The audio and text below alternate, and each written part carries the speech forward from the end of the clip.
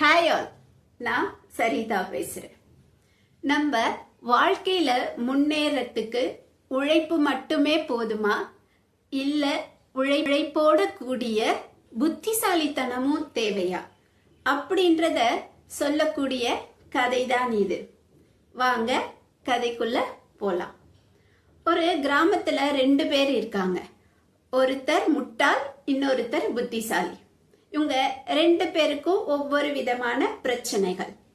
இதுல இந்த முட்டாள் இருக்கார் இல்லையா, அவருக்கு அந்த கிராமத்துல இருக்கக்கூடிய மக்கள் எல்லாருமே அவரை முட்டாள் முட்டாள் முட்டாள், இவன் பிழைக்க தெரியாதவன், இவன் எந்த வேலையுமே ஒழுங்கா செய்ய தெரியாதவன் அப்படின்னு எல்லாருமே சொல்லிட்டே இருப்பாங்க. அது அவருக்கு ஒரு பெரிய குறைதான். அதை கேட்க கேட்க அவருக்கு மனசு ரொம்ப கஷ்டமா இருந்தது.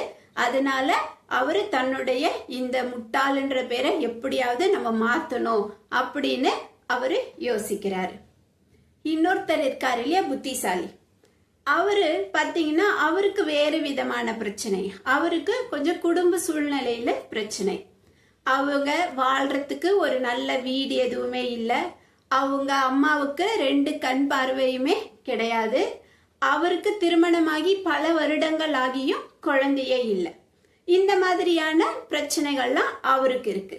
அதனால இந்த பிரச்சனைகள் எல்லாமே தீரணும் அப்படின்னு அவரும் யோசிச்சுட்டு இருக்காரு. இதை எப்படி நம்ம தீர்க்கிறது அப்படின்னு சொல்லிட்டு. அந்த கிராமத்துல அப்போ ஒரு முனிவர் ஒருத்தர் வராரு.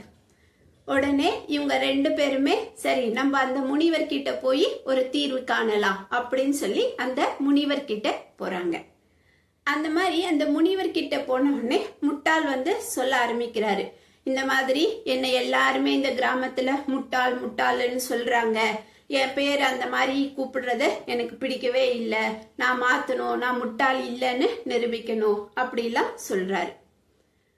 புத்திசாலி இருக்காரு இல்லையா, அவருமே சொல்றாரு தன்னுடைய குடும்பத்துல இந்த பிரச்சனைகள்லாம் இருக்கு, இதெல்லாம் நான் நிவர்த்தி பண்றதுக்கு என்ன பண்ணணும் அப்படின்னு அவருமே இந்த முனிவர் கிட்ட கேக்குறாரு.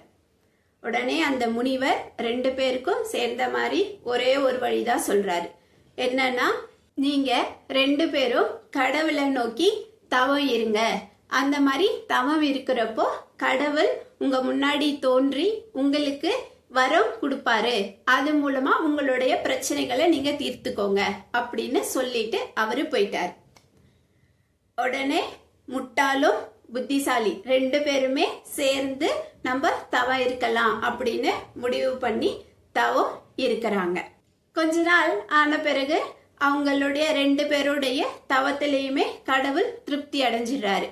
உடனே அவரு சரி நம்ம போய் முட்டாள் கிட்ட போவோம் அப்படின்னு முட்டாள் முன்னாடி தோன்றி கேக்குறாரு.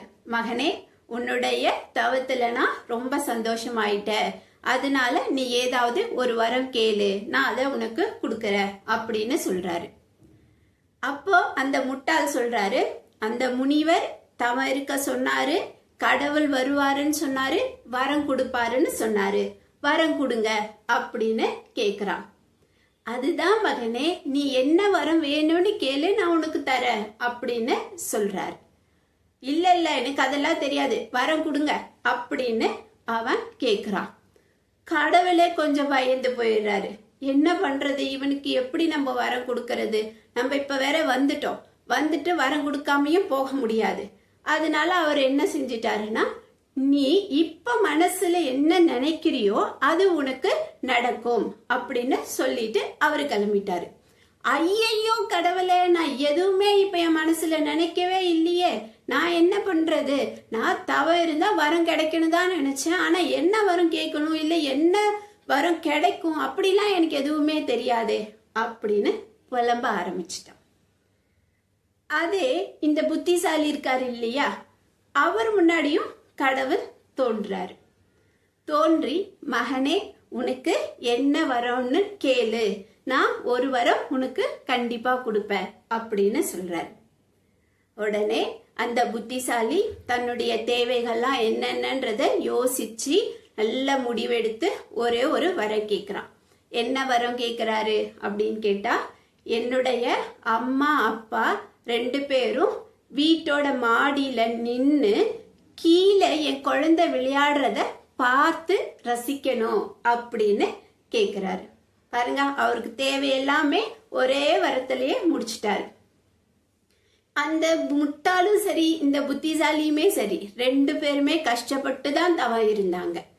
ஆனா பாருங்க, அந்த தவத்தோட கடைசியில நம்மளுக்கு என்ன வேணும், நம்மளுடைய வாழ்க்கையில அடுத்த முன்னேற்றத்துக்கு எப்படி போறது, அதுக்கான திட்டமிடுதல் எதுவுமே இல்லாம புரியாம தன்னுடைய உழைப்பை மட்டுமே கொடுத்த அவரு முட்டாள்தான். ஆனா நல்ல கஷ்டப்பட்டு தவம் இருந்து அந்த வாய்ப்பை பயன்படுத்திட்டு தன் குடும்பத்துக்கு என்னெல்லாம் தேவையோ அதெல்லாம் யோசிச்சு ஒரே ஒரு வரத்துல வாங்கின அவரு புத்திசாலிதான். கரெக்டு தானே? அந்த மாதிரிதான் நம்ம கூட கிடைக்கக்கூடிய வாய்ப்புகளை சரியா பயன்படுத்தி நம்மளுக்கு தேவையானதை நம்ம நிறைவேற்றிக்கணும். இப்பெல்லாம் கடவுள் வருவாரா, வரம் தருவாரா, அதெல்லாம் எதுவும் இல்லை. இப்போ நம்மளுக்கு கிடைக்கக்கூடிய ஒவ்வொரு வாய்ப்புகளுமே நம்மளுக்கு கடவுள் கொடுத்த வரம் தான். அந்த வரத்தை நம்ம எப்படி பயன்படுத்திக்கிறோம் அப்படின்றதுல தான் நம்ம முட்டாளா இல்ல புத்திசாலியா அப்படின்றது இருக்கு. அதனால கிடைக்கிற வாய்ப்புகளை சரியா பயன்படுத்துறதுக்கு முயற்சி பண்ணுவோம். இந்த கதை உங்களுக்கு பிடிச்சிருந்ததுன்னா என்னுடைய சேனலுக்கு நீங்க சப்ஸ்கிரைப் பண்ணுங்க, லைக் பண்ணுங்க, ஷேர் பண்ணுங்க, முக்கியமா கமெண்ட் பண்ணுங்க. Thank you all. பாய்.